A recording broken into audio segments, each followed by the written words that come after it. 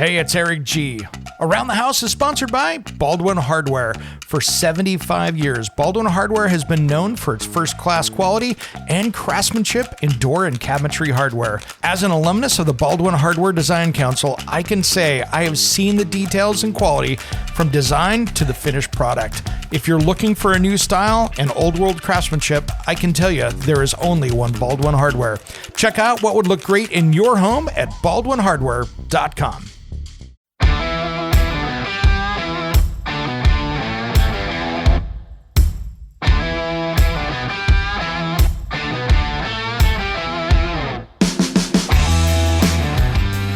It's Around the House. When it comes to remodeling and renovating your home, there is a lot to know, but we've got you covered. This is Around the House. Welcome to the Around the House show. This is where we talk everything about your home so you can become either a better caretaker, maybe you're going to build a new one, redesign the one you've got. This show is for you. Well, I got a lot I want to talk about today, but first, hey, if you're listening on the podcast here, make sure that you subscribe, and if you're on your desktop, maybe you're using iTunes, make sure you do that, follow, subscribe, all that stuff, so you can see every time we come up with an update here on the show. Now, today I wanted to talk about a few things. First off, all you people in Florida, Georgia, down in the South, be very careful this week. Heed those warnings. Make sure you got things dialed in ready for this hurricane that's coming through this week, because it does not look like it's going to be a good thing for anybody down there. It is going to be relentless, so make sure that you've got that. Of course, they don't know the exact track yet until it hits land, but you can kind of get an idea of that whole area is going to be in trouble here. So make sure that you've got all the supplies you need. If you're in a place where you can ride it out, got plenty of water and food and ways to communicate. And then, if you are going to be home and riding out, make sure you've got a plan for getting that water away, because if it's not the wind that does it, the water will. So make sure that you've got things dialed in around your house, gutters cleaned, branches and stuff away from the home. Make sure that you've got that sump pump cleaned up, dialed in, all those things ready to go. Wouldn't be a bad idea to have a blue tarp or two sitting around just in case you've got some damage. But stay tuned, and if you've got any information that you want to get out, or if you've got questions on what to do, feel free to message me over at aroundthehouseonline.com, and I'll be monitoring that, and I will try to give you as best information as I can and as quickly as I can. And if you can't get over to that, no problem. If you've got Twitter, you can always hit me up there, Around the House with Eric G, and I will tweet back as fast as I can to you to give you the best information. Well, today I wanted to talk about a news story that I saw this morning that just absolutely drove me nuts. And this happened actually a couple days ago, but it finally made the news in my area. And California is going to do it again. You know, they don't have enough power in the summertime to run electric air conditioners and charge people's cars at the same time. We've seen the power warnings where they said, hey, we need to cut back on utility usage.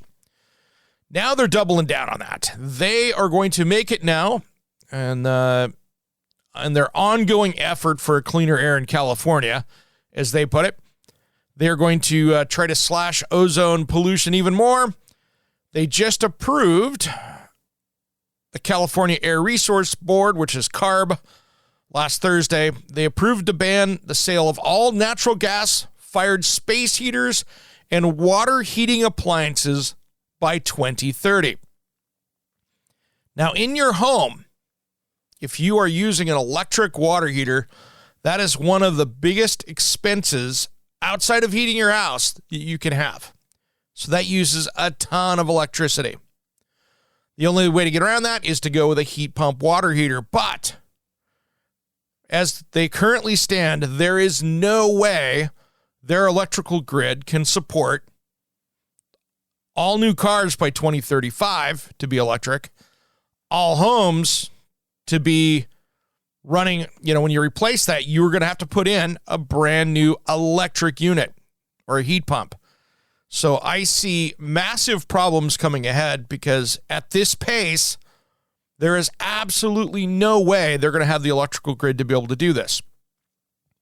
Now, here's where it's going to hurt people the most. The biggest problem I see out there is for our more low-income people. Those people that are just trying to stay in their home, maybe grandma's just write it out, and their furnace quits. They're going to have to go into a massive change.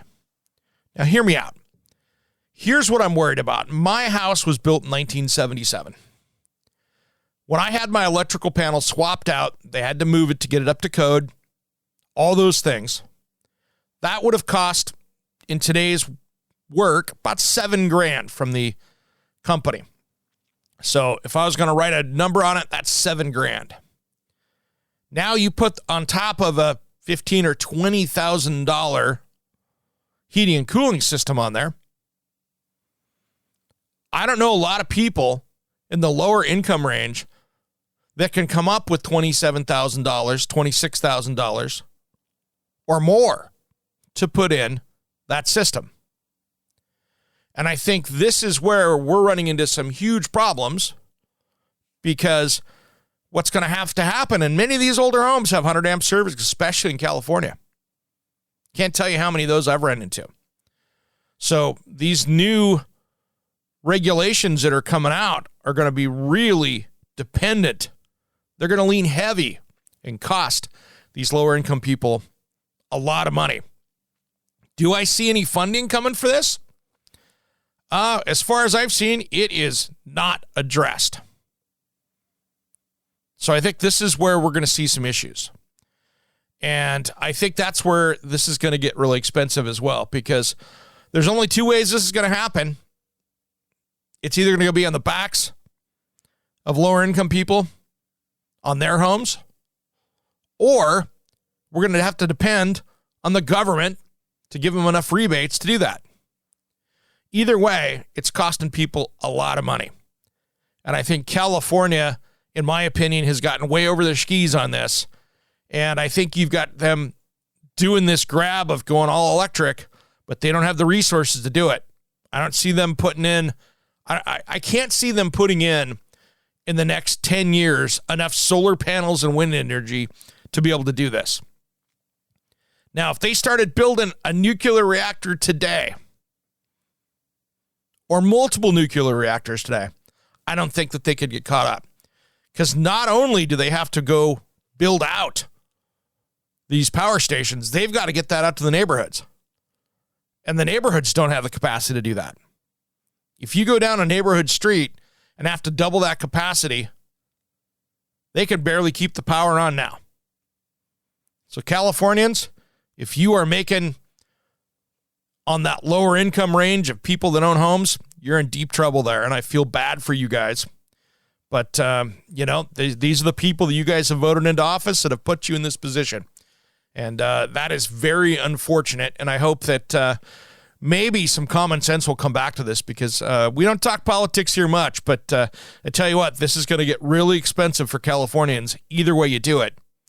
And I mean, I want a cleaner earth here around us, no problem.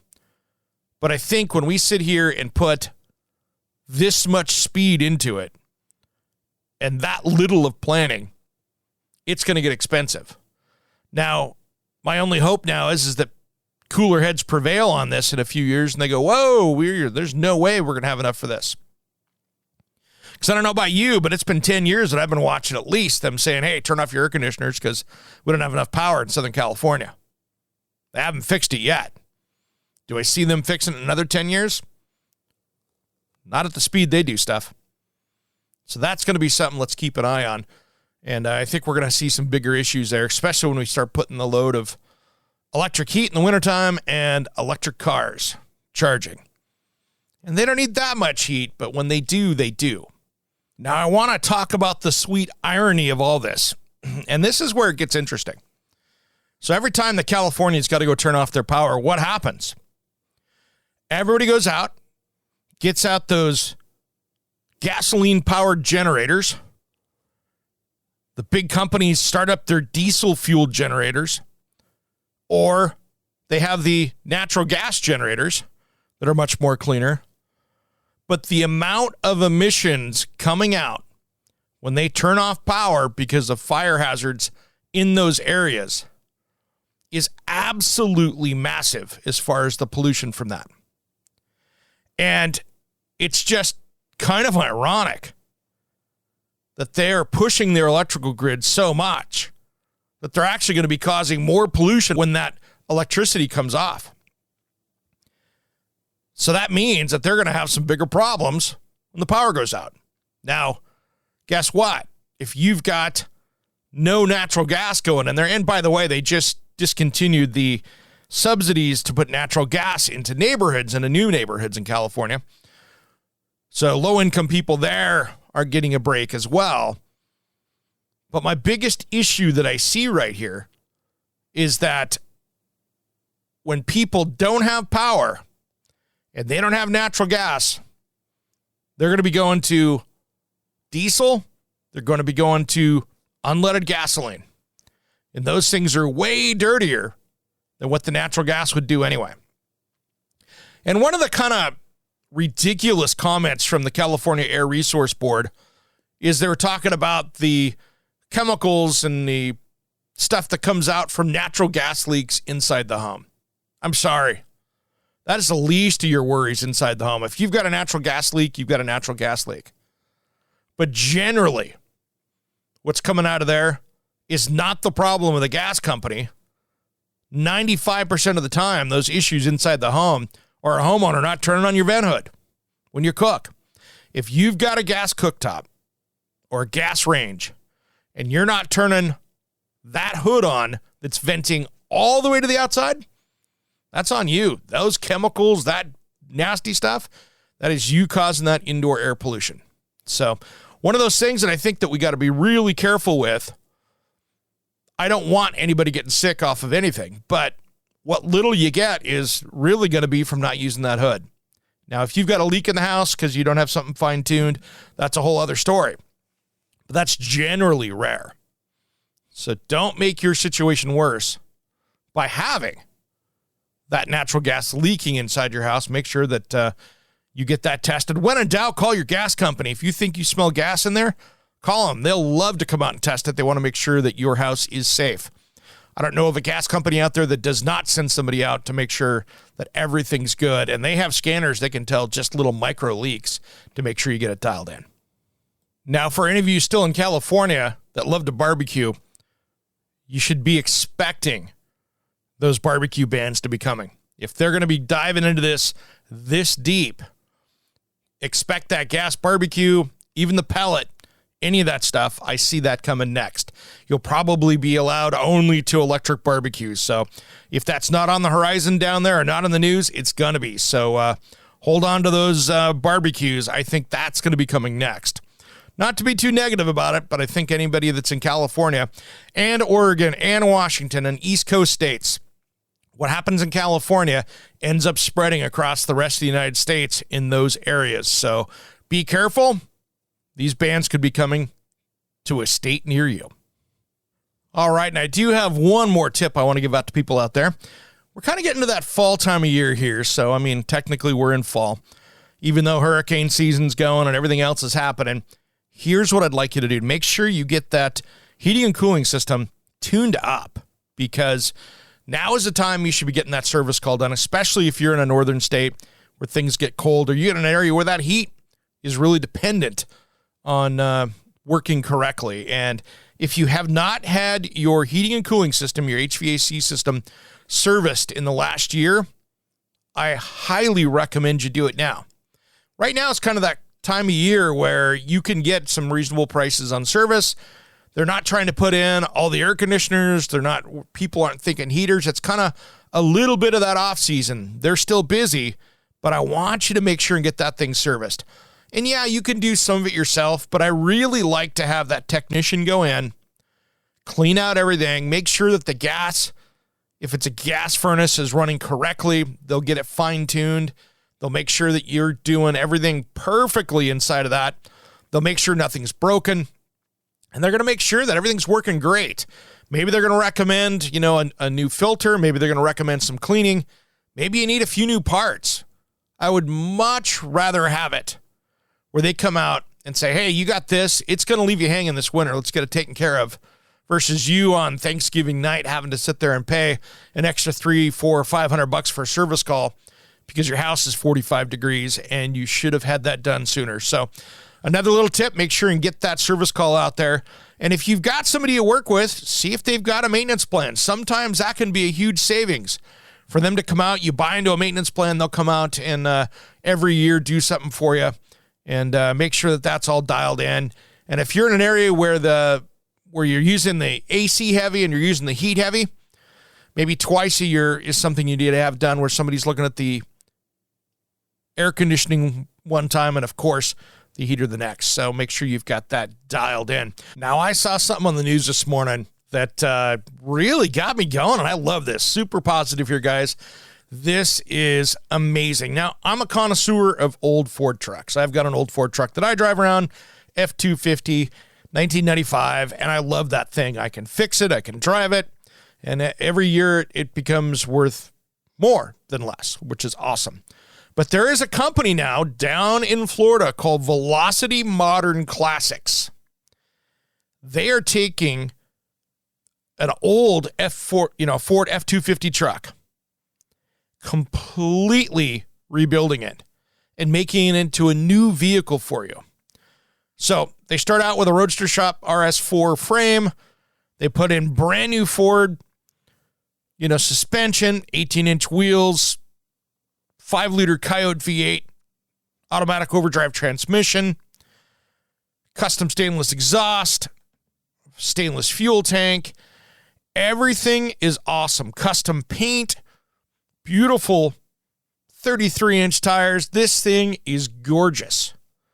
Leather interior, comfortable, AC, Bluetooth, all the stuff you want out of a new truck, but in the package of an old one. And that's one of the things that I absolutely love right now is that you can sit here and build or rebuild a truck like this, and their Heritage Edition package, which is cool. You get the two-tone paint. It looks like a classic truck, and it's beautiful. So something to be said about this. It's super cool. They're taking orders for them now, and they're taking that vintage truck and rebuilding it for you. Now, this is not for the faint of heart. Signature Series, base model is $285,000. Heritage is starting at $325,000, and the commission build doesn't even have a price.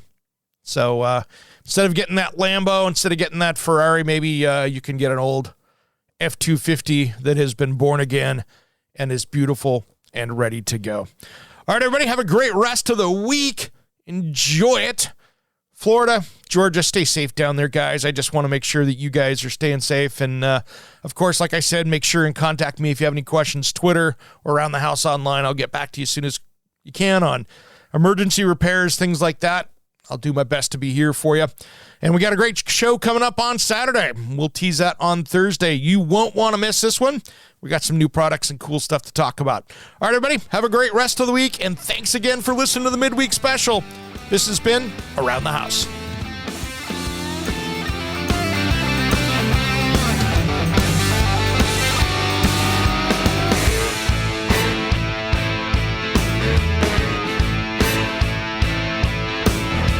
Somewhere unseen and undiscovered, anywhere beyond the mean. Life is a love song, let's be lovers. We're all over the radio. Take my hand, I know where to go. All over the radio with you. Hey, it's Eric G. from Around the House. Are you planning a decking or siding project this year? If you are, you've got to check out my friends at Millboard. Millboard is a completely different kind of composite decking and cladding that enhances outdoor spaces with enduring distinction. Hand-molded from the finest oak, it realistically mimics the natural grain and color of premium hardwood. If you're looking for something that doesn't look like plastic and instead real wood, check out millboard.com. Make sure and check out that interview we did just a few weeks back. That's millboard.com.